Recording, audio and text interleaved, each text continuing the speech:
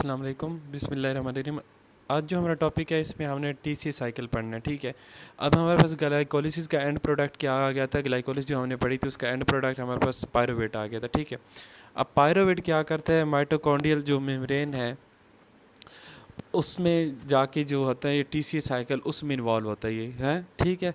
तो जिन सेल में mitochondrial membrane नहीं है जैसे आरबीसीज, तो वो अपनी एनर्जी जो है वो प्योरली क्या से हासिल करते हैं, ग्लाइकोलिसिस से हासिल करते हैं, ठीक है। तो ये टीसीए साइकिल सिर्फ उन जगह पे होगा जहाँ उन सेल में होगा जिसमें क्या होगा, माइटोकॉन्ड्रिया होगा, और ये हर सेल में हो रहा है, ठीक है।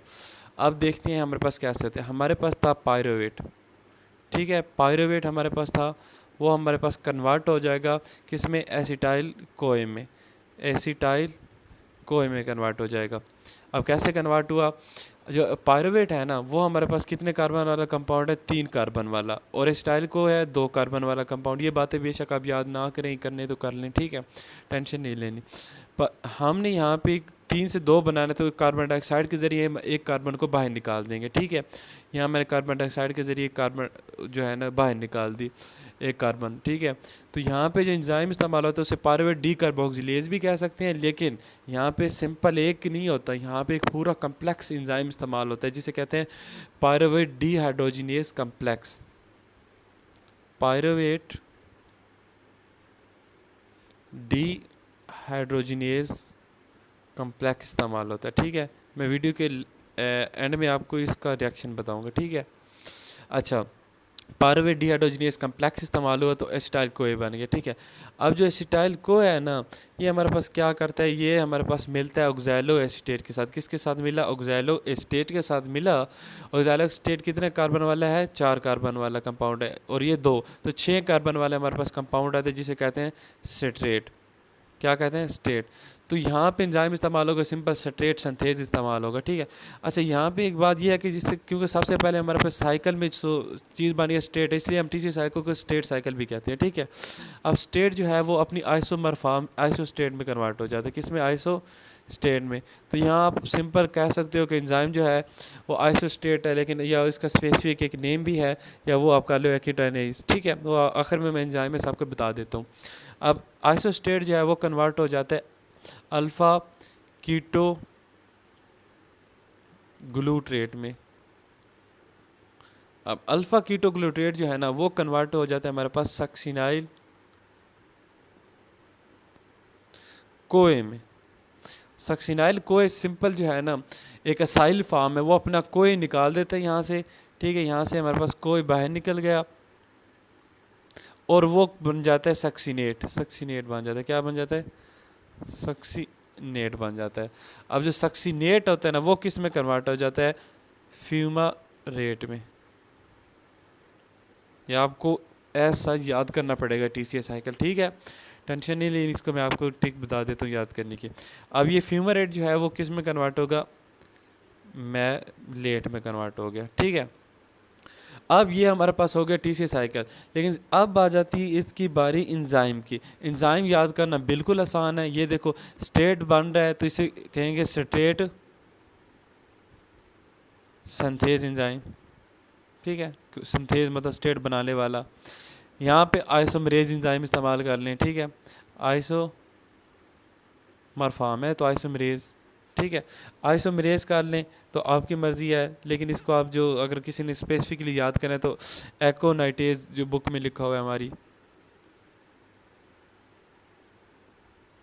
दोनों आप लिख सकते हैं, ठीक है, एकोनाइटेज, ठीक है, वो आइसोस्टेट में कन्वर्ट हो जाएगा। अब आइसोस्टेट से अल्फा कीटोग्लूटेट जो बनता है, तो इस यहाँ पे जो एंजाइम इस्तेमाल होता है वो हमारे पास होता है आइसोस्टेट डिहाइड्रोजिनेज, ठीक है। इधर मैं लिख रहा हूँ आइसोस्टेट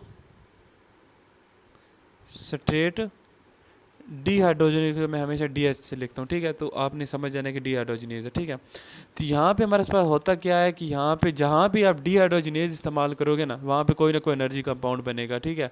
यहाँ हमारे पास बनता है Na से हमारे पास बनता है NaDH बन जाता है, ठीक है। यहाँ पे फिर अल्फा कीटोग्लूटेट के ऊपर भी NADH बनता है और इसके नीचे भी NADH बनता है, तो यहाँ पे फिर दोबारा डिहाइड्रोजनेज होगा एंजाइम, कौन सा, डिहाइड्रोजनेज। लेकिन यहाँ पे अल्फा कीटोग्लूटेट की डिहाइड्रोजनेशन हो रही है तो अल्फा कीटोग्लूटेट डिहाइड्रोजनेज, और यहाँ पे मजीद क्या एक बन जाएगा NADH, और NADH बनेगा किससे? NAD से बनेगा, ठीक है। अब यहाँ पे जब सक्सिनाइल कोए से कोए निकला और सक्सिनेट बना, ठीक है, तो यहाँ पे जो हमारे पास एक प्रोडक्ट बनता है उसे कहते हैं GTP। क्या बनता है? GTP बनता है। अब GTP बनना किससे? GT जो है ना GDP से बनना। आगे GTP अपना फास्फेट ADP को देते हैं और ATP बन जाता है, मतलब GTP या ATP एक ही चीज़ है, आप इसको कंसिडर करें, ठीक है। तो हम इस रिएक्शन में अल्फा कीटोगुलेट के ऊपर नीचे हमने क्या क्या बना लिया? NADH से DH बना लिया और NADH बना लिया, और एक हमने GTP बना लिया, ठीक है।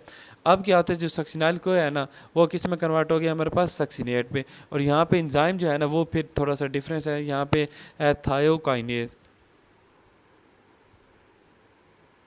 ये वाला एंजाइम और ये वाला, ये भूल जाते हैं मोस्टली, तो आपने ये अच्छे तरीके से याद कर लेना। थायोकाइनेज, किसका थायोकाइनेज? सिंपल सी बात है, सक्सिनाइल को है तो सक्सिनेट में कन्वर्ट हुआ, तो हम क्या कहें? सक्सिनेट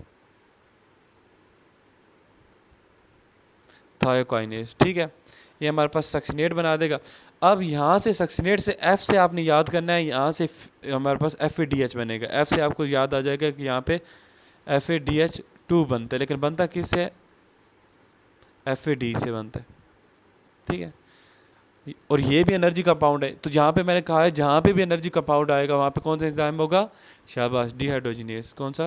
लेकिन सक्सिनेट की डिहाइड्रोजनेशन है तो वहाँ पे लिखेंगे सक्सिनेट डिहाइड्रोजिनेज एंजाइम। मेलेट से जो फ्यूमरेट से जो मेलेट है ना वो हमारे पास इसी तरह सिंपल सा बन जाता है। फ्यूमरेट से जो है ना हमारे पास मेलेट बन जाता है, यहाँ पे एंजाइम होता है फ्यूमरेज, ठीक है। इसमें ऐसा चेंजेस नहीं होती, सिर्फ वाटर की चेंजिंग होती है, ठीक है। वाटर मॉलिक्यूल आ भी सकता है और जा भी सकता है, क्योंकि ये रिवर्सिबल रिएक्शन है, ओ सॉरी रिवर्सिबल रिएक्शन है, ठीक है। अब जब हमारे पास मेलेट बनता है ना, मेलेट जब ऑक्सैलिक स्टेट में कन्वर्ट होता है एक और NADH बनता है। क्या बनता है? एक और NADH बनता है। तो टोटल हमारे पास कितने NADH हो गए? ओ सॉरी, यहाँ पे NAD से NADH बन, एक कीटो किंग मैं इसे कहता हूँ, KG, एक KG से ऊपर बनता है, एक KG से नीचे बनता है, और एक लास्ट में ऑक्सैलिक स्टेट से पहले बनता है। तीन हमारे पास NADH बन गए, ठीक है। और यहाँ पे तो मैंने जब बताया जब भी एनर्जी कंपाउंड होगा तो कौन सा एंजाइम होगा? डिहाइड्रोजिनेज। तो मेलेट की डिहाइड्रोजिनेशन हुई तो मेलेट डिहाइड्रोजिनेज एंजाइम, ठीक है, और ऑक्सैलिक स्टेट बन जाए, फिर ये हमारे पास साइकिल होगा, ठीक है। इसी तरह बिल्कुल आपको बनाना आना चाहिए, इसमें कोई आपने जो है स्टेप नहीं छोड़ना, ठीक है। बाकी जो है ना इसकी पूछ लेते हैं कि टोटल ATP हमारे पास TCA साइकिल से कितने में? सिर्फ TCA साइकिल की यहाँ मैं सॉरी यहाँ पे एक बात बताना भूल गया, यहाँ पे डिहाइड्रोजिनेज है ना, तो ये भी मैंने कहा जहाँ भी डिहाइड्रोजिनेज होगा वहाँ पे एनर्जी कंपाउंड बनेगा, तो यहाँ पे तो मैंने बनाया ही नहीं था, यहाँ पे भी बनाना था। यहाँ पे बनेगा NAD पॉजिटिव से NADH, एक यहाँ भी बनेगा,